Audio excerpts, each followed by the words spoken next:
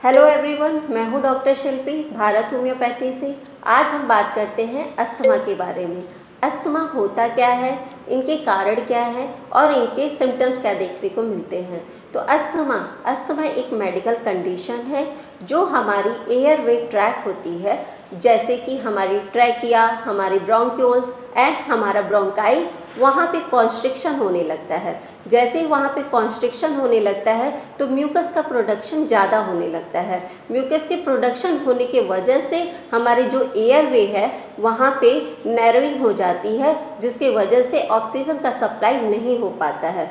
जब ऑक्सीजन का सप्लाई नहीं हो पाता है तो पेशेंट को ये देखने को मिलता है सांस लेने की तकलीफ़ें होने लगती है। जब सांस लेने की तकलीफ़ें होती है तो पेशेंट जो है वहाँ पे गहरी गहरी सांसें लेने लगता है और हमारे चेस्ट में व्हीजिंग साउंड सुनाई देती है, चेस्ट में भारीपन होता है और खांसी आती है। इस पूरे कंडीशन को हम अस्थमा कहते हैं।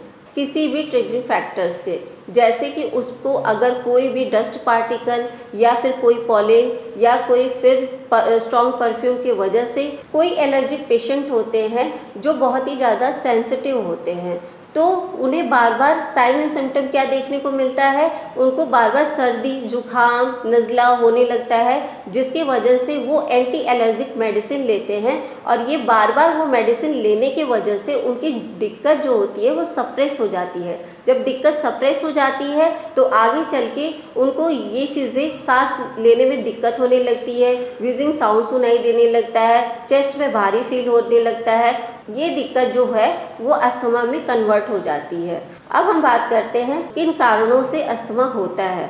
अस्थमा एक एलर्जिक होता है, एक नॉन एलर्जिक होता है। जो एलर्जिक होता है वो कोई भी अगर पेशेंट बार बार किसी एलर्जेन से कांटेक्ट में आता है, जैसे कि डस्ट, पॉलन और या तो स्मोकिंग या फिर कुछ स्मोक, जैसे कि अगरबत्ती का धुआं हो गया और कुछ स्ट्रॉन्ग परफ्यूम के कांटेक्ट में बार बार आते हैं, तो ये दिक्कत उनको ट्रिगर करता है। अब हम बात करते हैं non allergic patient. Non allergic जो होता है वो अगर कोई व्यक्ति घर में ही एक्सरसाइज कर रहा है, अगर बार बार एक्सरसाइज करने की वजह से उनमें क्या होता है, वैसोस्पाज्म होने लगता है, जिसकी वजह से उनको सांस लेने में दिक्कत होती है, सीने में भारीपन होने लगता है, जकड़न होने लगती है, जिसकी वजह से उनमें अस्थमा की कंडीशन देखने को मिल जाता है। कुछ जो पेशेंट होते हैं वो स्ट्रेस से सफ़र करते हैं, तो उनमें क्या होता है, अस्थमा के सिम्टम्स दिखाई देने लगते हैं। अब हम सिम्टम्स की बात करें तो पहला सिम्टम्स है breathlessness.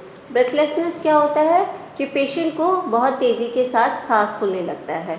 Second, wheezing sound. Wheezing sound का मतलब है सीटी की तरह घड़घड़ाहट की आवाज़ आना। थर्ड सिम्टम्स है हमारी चेस्ट में टाइटनेस, मतलब कि सीने में भारीपन, सीने में जकड़न महसूस होना। और फोर्थ है खांसी, जो बार बार खांसी बढ़ती जाती है, कभी वेट कफ भी हो सकता है, कभी ड्राई कफ भी हो सकता है। अगर आप लंबे समय से अस्थमा से सफ़र कर रहे हैं तो मैं हूँ डॉक्टर शिल्पी।